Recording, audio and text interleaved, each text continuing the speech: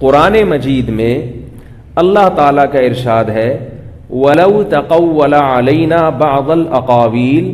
لَأَخَذْنَا مِنْهُ بِالْيَمِينِ ثُمَّ لَقَطَعْنَا مِنْهُ الْوَتِينَ. فرمایا کہ اگر محمد صلی اللہ علیہ وسلم جھوٹے نبی ہوتے، بلکہ جھوٹا نبی ہونا تو دور کی بات، کوئی ایک بات بھی ہماری طرف غلط منسوب کر دیتے، کوئی ایک مسئلہ بھی جو ہمارا قول نہیں ہوتا، ہماری رائے، ہمارا حکم نہ ہوتا، لیکن اپنی طرف سے گڑھ لیتے، پورا نبوت کا جھوٹا دعویٰ تو دور کی بات، ایک قول بھی اگر گڑھ لیتے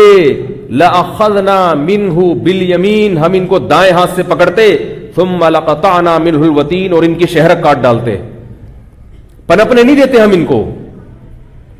تو مرزائی جو ہے نا، جو غلام احمد قادیانی کے مریدین ہیں، جو اس کے جھوٹی نبوت پہ ایمان لانے والے، وہ اس آیت کو پیش کرتے ہیں مرزا غلام احمد کی نبوت کے حق میں. توجہ ہے آپ حضرات کی؟ وہ کہتے ہیں کہ دیکھو اگر کوئی بھی شخص اللہ کی طرف جھوٹ باندھے تو قرآن میں اللہ کہہ رہا ہے اس کا دائیں ہاتھ پکڑ کے میں اس کی شہرت کاٹ دوں گا. یہ کنایا ہے کہ میں اس کو پنپنے نہیں دوں گا، اس کو میں ذلیل کر دوں گا، اس کو میں قتل کر دوں گا، اس کو میں،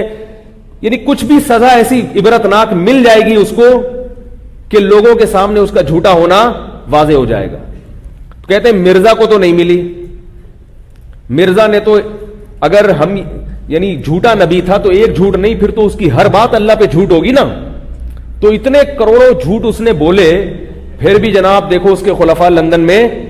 کیسی حکومتیں چل رہی ہیں ان کی، اور 100 سال ہو گئے قادیانی دنیا میں پھیلتے چلے جا رہے ہیں.